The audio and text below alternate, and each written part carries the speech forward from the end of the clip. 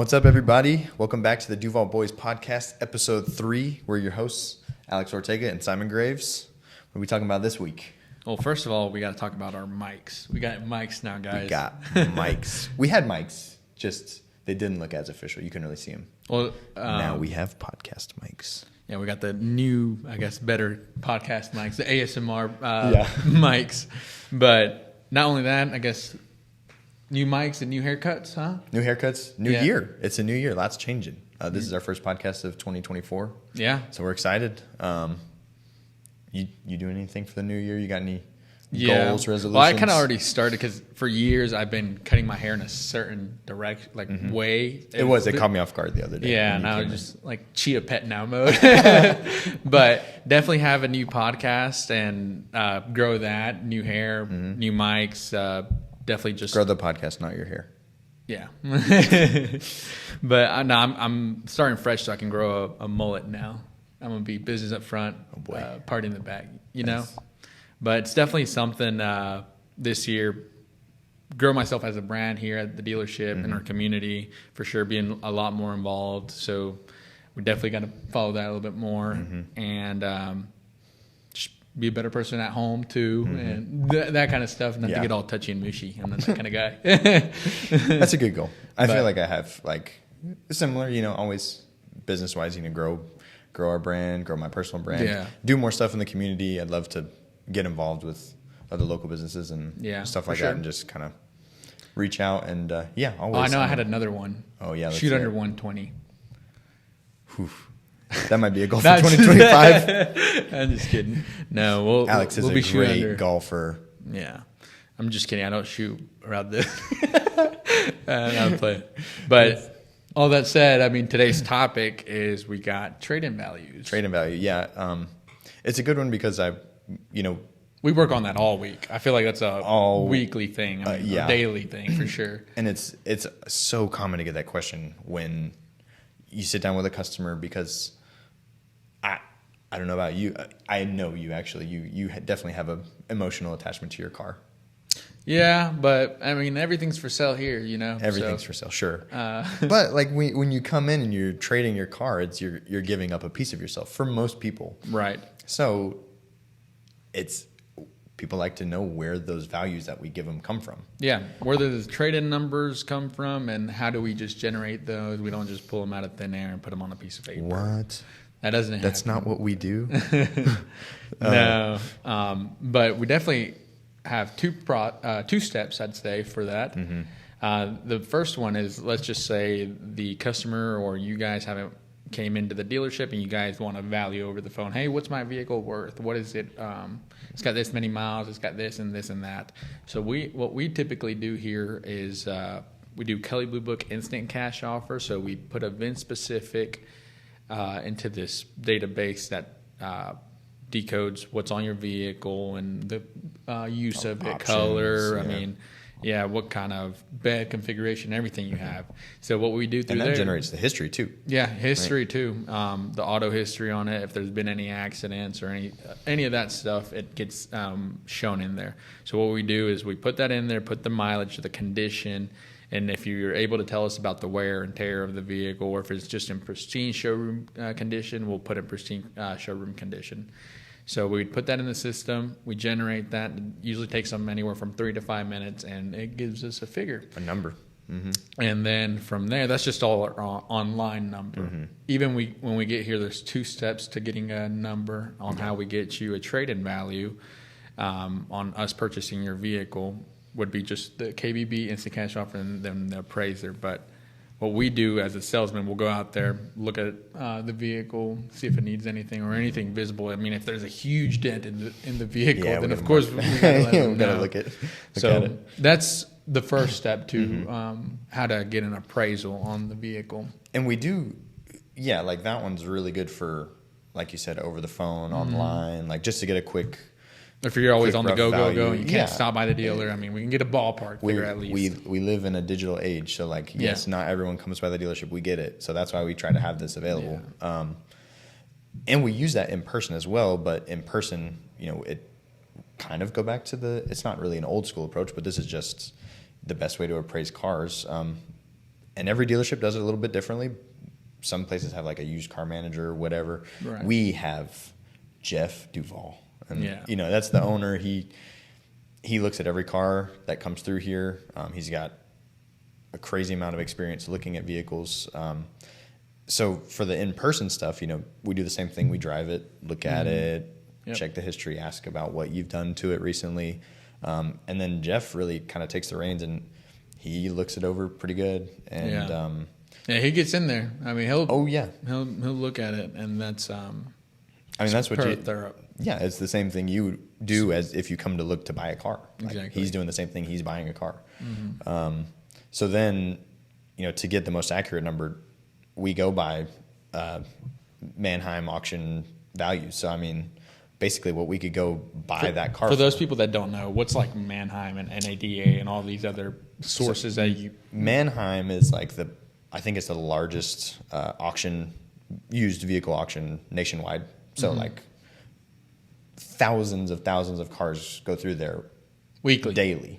Yeah. So like, it's just a way for us to get an idea of how many vehicles or how vehicles like the one that you might be trading in, what they've been bought and sold for in the past few days. Yeah, because believe it or not, like anything, what comes into these the trade-ins is just the condition and the wear and tear, and also like the trend of the vehicle too. There'll be certain trends on vehicles, just like the Stanley Cup. Right now, I know those Stanley Cups are insane. You guys are paying what? My wife has 2 of them. Yeah. How many does Floor have? I think 2. I want to say 2. I can't remember. It's probably more. Yeah. We won't talk about that. Okay. Yeah, we'll get back to the topic. But still, I mean, it's one of the things. It's vehicles can have trends too. It's like the Stanley Cups. They'll be super hot, and then lots of people want this certain kind of vehicle, and they'll go from state to state, or they'll reach out to wherever they need to go. They'll travel to the Target down in Gainesville or whatever it is, just to go get a cup. It's like it's supply and demand. You know, how many of them are out there? How many are people buying, and how many people are trying to get them? You know, it works the same with vehicles, right? So I mean, yeah, that's luckily we have both that we kind of bounce between, and like we use KBB because everyone kind of trusts. That's KBB. Like a national one. Yeah, national. You know, everyone comes in here and KBB says my vehicle should sell for this. So like everyone's familiar with it, everyone uses it, and then so we have that number that everyone trusts and everyone agrees with, and then we also have the owner that is looking at the other side of it too, so we can kind of use both of those numbers, make sure people get a fair shake. Right, because some people bring. I mean, there's vehicles that are brought in either for more work use or just a personal use. So reconditioning either or type of vehicle is different. One of them might need an entire seat or a seat cover or stuff like that redone. So a lot of the stuff with that is just comes in play, and it's not that we just go off of the numbers. That's why it helps having Jeff, because he knows. I mean, ultimately, he's the one purchasing the vehicle. If you've got a 2017 Chevy Cruze that needs a back seat, he knows where to get it. So he knows how much it's going to cost. I mean, like it's great that he looks at it, because all the stuff, it all matters. All the condition, the mileage, everything really helps to get us the numbers. And it kind of follows up to the next point on with trade-ins, and that's the accessories: wheels, tires, lift, exhaust, whatever people put on cars these days. It's kind of a topic that people ask. They're like, "Oh, I got this much amount under the hood and stuff like that." I mean, it's kind of crazy. Let's just say you got $5,000 set worth of wheels and tires. That's a $5,000 worth of expensive wheels and tires. First say, I mean, but let's just say that. What we actually give you kind of the chance to is offer you to kind of keep them, and then you sell them out, put the OEM ones back on there, because that kind of helps us out as far as our open. It opens the market for that car. So like, you know, if my truck, I have aftermarket wheels and tires on my truck, but that kind of slims the amount of people that would want to buy that truck. So like for us as a dealership, we want the widest group of people to want all of our vehicles. So like it makes sense that we want OEM stuff on there. But we're not saying that accessories don't completely go out of the picture. I mean, we'll take it into account. We like accessories somewhat. It's just, it seems like I don't know. It doesn't necessarily help the value as much as people might think, and that's just the reality of it. Yeah, you can't purchase a product and expect to get the same thing as far as that goes. But that's what accessories is, just lightly touching on it, because I mean, I'm sure if there's questions on it, you guys can ask. But most of the time, what we try to do is just get you the most exact figures by online and an in-person appraisal, and that's how we can get you to that number. And that's where that number ultimately comes from whenever we're showing you what your vehicle is worth or would be purchasing it for. So, I mean, that's that kind of subject. Yeah, I feel like that pretty much covers most of that. If we missed something, if you have more questions about trade-ins and stuff like that, comment it, message us, whatever. Yeah, come in person or come ask us. Yeah, it's kind of nasty out today. Maybe don't come down today. Some rain. I thought it was going to snow this week, but I guess it won't. So it might. It's supposed to get really cold the next few days. So bundle up. Yeah, for sure. Yeah. But I guess anything going on for the dealership so far? I think that's what we're trying to. Yeah. So level 3 charger coming in over at the car wash within the next. What's a level 3 charger for? Again, just to kind of explain, because we know what these topics mean, but people they're like, okay, what's the level 1? So level 3 charger, that's like the fastest possible charge for electric vehicles, and it's also going to help, I guess, the community, because we only have one spot to charge electric vehicles right here in the city limits. I think so. Correct us if we're wrong. Yeah, and I don't think it's a level 3. Yeah, again, don't keep up with that one as well. Maybe. I think the one down there towards U-joint actually has a level 3. Oh, it does? And it does have, I think, level 2 chargers on the side. But we actually have some level 2s here at the dealership to get all these vehicles that are coming in that are either hybrids or full electric. So we have some of them now, but we're going to go with that level 3. It's going to go near the car wash, and they'll be open to the public here soon. And it'll help us, if you guys are in the market for an electric vehicle, we can kind of show you how that works, how you pay and stuff like that. And usually, typically, a bill on that is roughly anywhere from, I believe, what's the range, like $15-$20? Yeah. For a 15-minute 0 to 100 full charge. Right. And then, shout out to Ken. I just had one of my electric vehicle customers come by, and he showed me his bill for the month because he charges. He bought one of those new Mustang Mach-E's. Oh, yeah. And $15 for the whole month. For the whole month. And he said he used it pretty frequently throughout the week.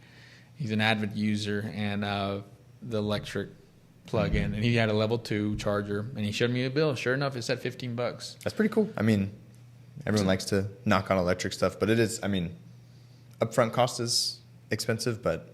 Yeah, it's a little different for sure on electric vehicles, but it's like having your own gas station. And if you're kind of a homebody like John Bradshaw doesn't like to get out in public, he would benefit much from an electric car. We got to sell John an electric car. Maybe when he retires. Yeah, but he does buy pretty often. He does buy pretty often. So I guess that's it for the day. Yeah, for sure. Yeah, tell us what you guys think about our new mics. They even changed colors now. Why'd you pick blue? I'm actually colorblind. I thought that was red, but okay. Green's my favorite color. That's why I went with green. Really? But who knows? Who knows what it'll be next week? I'll pick red this time. Hold up. There you go. Oh, you're not colorblind. Yeah, that's a different color. That's not red. Okay, whatever. Hopefully you guys enjoyed episode 3. Talked about trade-ins. Talked about the new year. Hope everyone has a great rest of your year. And if you think of any comments, questions, whatever, what our next topic should be, tell them about we got also a YouTube channel now. Got a YouTube channel. It's the same thing, same videos. It's just if that's more easily accessible for you, it'll be there. We'll put the link in the description or the comments. Yeah, I'm a big podcast guy, so I'll throw them up on YouTube. I feel like it's a little bit easier if they're on Facebook. You kind of have to click through links. So hopefully it's a lot easier for you guys, and then that way we can for share our avid listeners. Yeah, the many we have out there. Yeah, but hopefully it gets out there and you guys enjoy it. And like I said, if you guys have any feedback, just put in the comments, let us know, and we'd love to hear back from you guys and let us know what next week's topic is. For sure. All right, guys. Well, we'll catch you guys on the next one for sure. Thanks for checking out the Duvall Boyz podcast, episode 3. We'll see you guys next week. Want want to give a special shout out to my customers this week: Vicky and Fred Derrick, Linda Cosgriff, Nathaniel Fouts, Shane and Deanna Allen, Jason and Amanda Knopfsinger, Chad and Heather Bedingfield, and Betty Pope. Thank you guys so much. I just want to give a special shout out to my customers this week: Rafael Duran, Mark Davis, and Mary Fuller. I appreciate your guys' business. Thank you.